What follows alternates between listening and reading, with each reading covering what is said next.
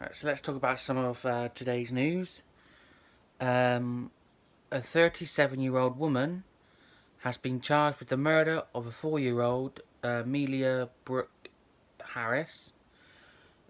Charlie Ann Harris from Treelaw in South Wales will appear before magistrates' court accused of killing the girl who died on Friday night. Earlier, Amelia Brooke's family had paid tribute to a fun, loving, caring and bubbly little girl. In a statement released by South Wales Police, the little girl's family said, on Friday night, we tragically lost our baby girl, Amelia Brooke Harris. A loving girl, sister, granddaughter, great-granddaughter, niece and cousin.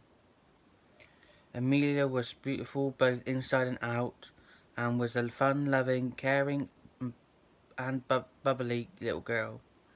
She was taken far too early from us, and had her whole life ahead of her. Words cannot convey how we are feeling at this moment in time. We know our lives will never be the same again. The force is supporting the family with specially trained family liaison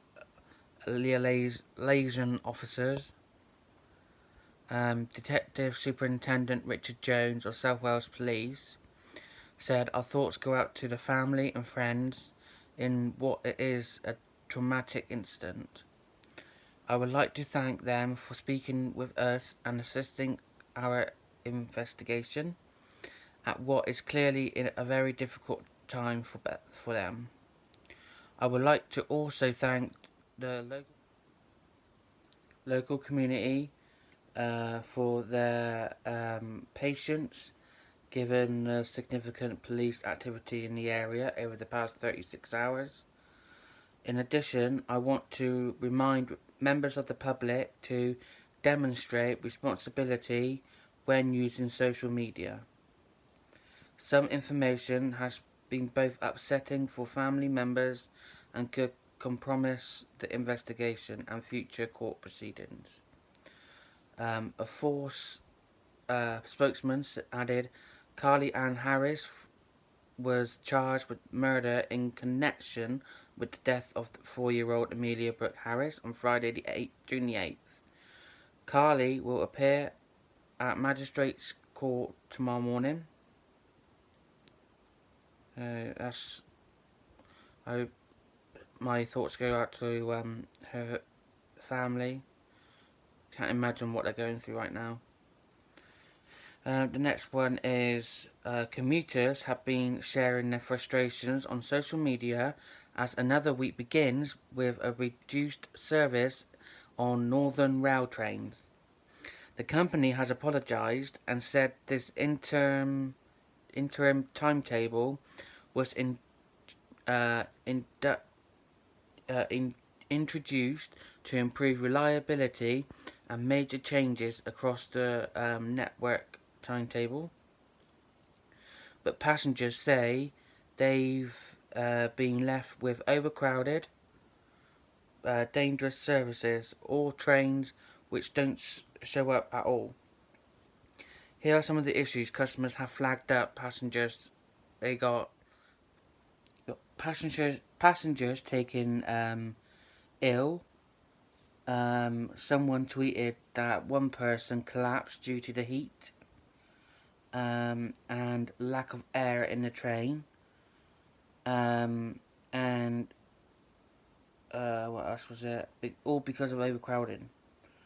And the first aid couldn't get there because of it. Also, crowded platforms, toilets opened to allow more people to board, so people had to stand in the toilets so that more people can get on the train.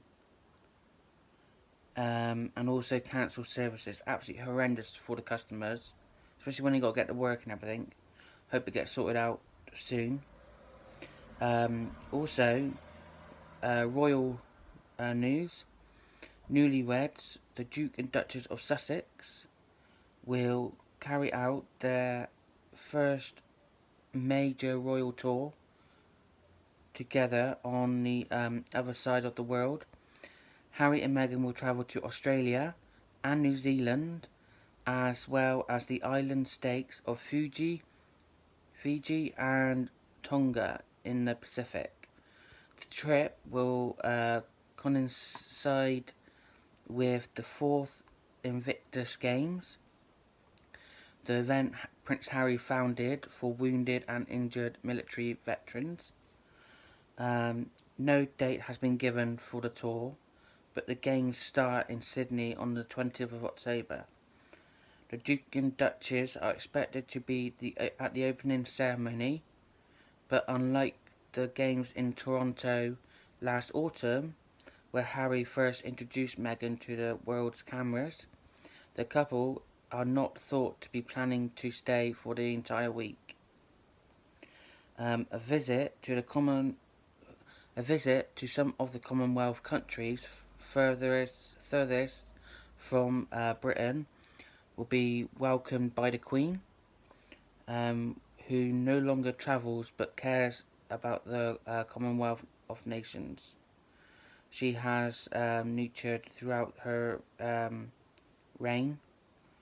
There are 53 member countries, and their leaders met earlier this year in London. I'm sure there will be more of this to come.